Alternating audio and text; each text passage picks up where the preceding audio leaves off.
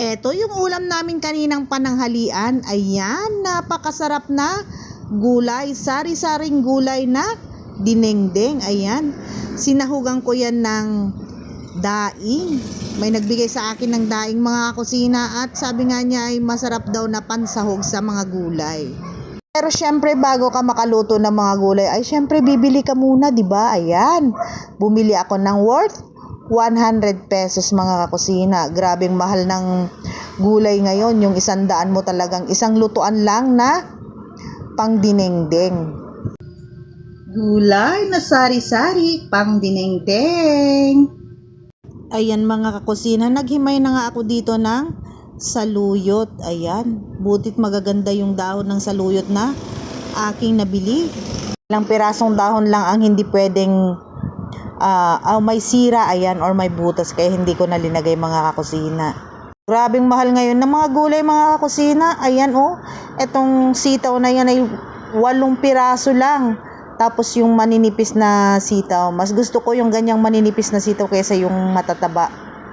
Mas crunchy kasi yan mga kakusina. Malutong pag half cook.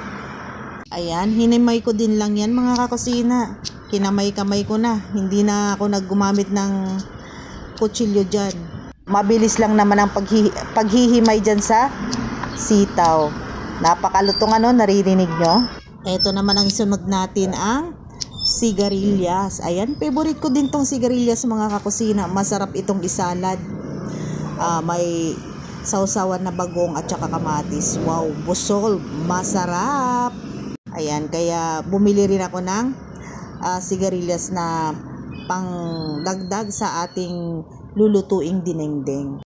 Masarap tong sigarilyas mga kusina, kahit anong luto, klaseng luto, pwede sa pansahog mo sa paksiw na isda or pwedeng gata. Pwede rin sa Bicol Express. Ayan, masarap. Lalong-lalo na sa salad. Favorite ko yung salad na sigarilyas Ayan, pagkahimay nga niyan mga kakusina ay hindi ko na pinakita kung paano ko binalatan yung kamote at saka yung okra. Ayan, lutuan time na mga kakusina. Nagpakulo lang ako ng tubig. Linagay ko dito yung kamote at saka yung bawang, sibuyas at luya. Ayan, papakuliin lang natin yan. Papalambutin. Lalagyan natin din ng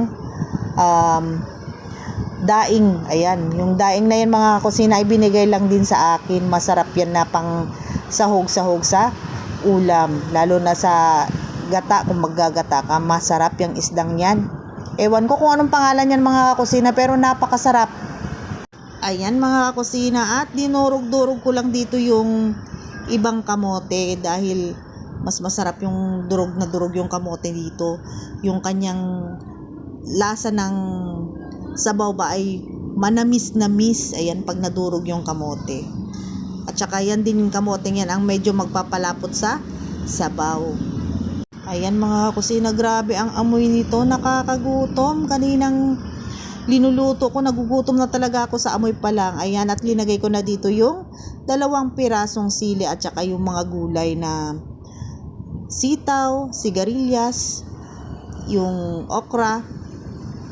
Yung nakita nyong longta ay hindi ko na linagay mga kakusina, para naman sa ibang lutuin na lang yun. Dahil sobrang dami naman na itong gugulayin ko kako, kaya iniwan ko na yung 1 pirasong longta. Ayan, at saka ilang pirasong sigarilyas at yung okra. May naiwan pa mga kakusina. Pwede yun sa pag magpapaksiw ako, yun ang ilalagay ko. Paksiw na fish da. Ayan, para hindi na rin ako bumili. Ayan mga kakusina, lulutuin ko lang to ng bahagya at titikman ko kung sakto na sa kanyang alat. Maglalagay ako dito ng kaunting bagoong. Ayan, ganyan lang mga kakusina, dahil sakto na yan sa ating nilulutong dinengdeng.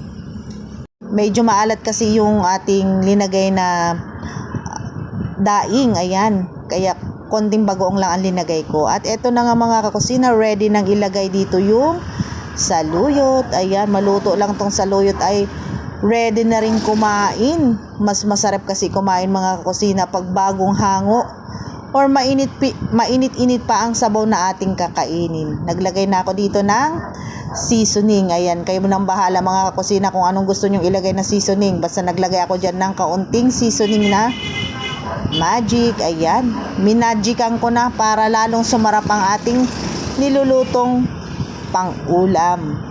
Ayan, yung gulay pa lang ay sapat na mga kakusina. Mapapa-extra rice ka na sa sarap. Ayan, relate na relate dito yung mga Ilocanang kagaya ko, Ilocano at Ilocana na favorite ang ganitong luto, yung dinengdeng na gulay.